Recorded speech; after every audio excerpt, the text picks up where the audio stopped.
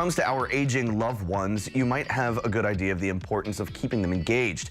Caring for them should be so much more than just making sure that their physical needs are met. Their body, their mind also need to stay active. But during these days of social distancing, that could be more challenging than what you might think. Paula Harder is the Vice President of Resident Programs at Commonwealth Senior Living in Onancock. Paula, thank you so much for taking time to talk with us. So tell us a little bit, the Vice President of Resident Programming, what does that entail?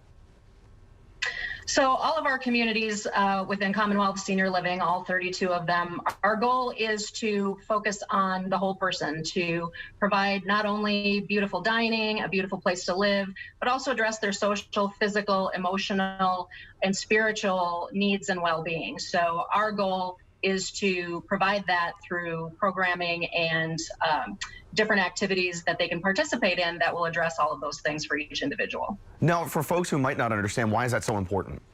We all have to focus on those things. We all have to engage ourselves in those things to live a full and happy life. And in order to be joyful every day, we kind of have to address those things every day. So that's why we at Commonwealth Senior Living assist our residents to do that every day.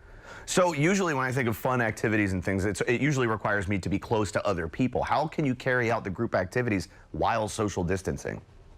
Well, COVID-19 has really forced us to rethink pretty much everything we do. We've had to really refocus what an activity means, how we engage someone meaningfully, even if they can't be with other people. So a lot of our activities and our programs have focused on being socially close without being socially too far distanced. So we do a lot of activities in our hallways with residents in their doorway so they can still see each other, but they're still acceptably socially distanced. We've also focused a lot on maintaining family contact through technology so that they can still stay connected with their families, as well as using the window visits and enhancing and making sure that they know that their connections and their loved ones are still close, even if they're socially distanced. So you're also implementing the use of life kits. Can you explain to us what they are?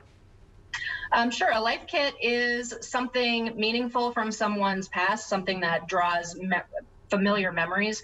So a life kit might be a cooking kit. It might be a maintenance kit. It will have sensory stimulating items in it that are familiar to a resident, and our associates or the resident themselves can take that box and sit down at a table and use each one of those items to draw on those really well ingrained memories from their past.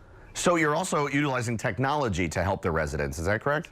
We've partnered with the company Eversound for a number of years now, and they provide sound canceling headphones that allow multiple people to listen to the same sound source and with an amplifier. Utilizing our window visits as an example, families have been able to sit outside of a closed window with the headphones on while the resident is on the other side of the window with the headphones on, and they can talk to each other as if they're in the same room. We had a wonderful example of a family whose loved one in our community was turning 100 years old, and they celebrated her birthday watching her blow out her candles from the outside of the building. But they were still able to be there and support her, and it was very meaningful, engaging for her. Very cool. And you're also implementing some visual stimulation with art, correct?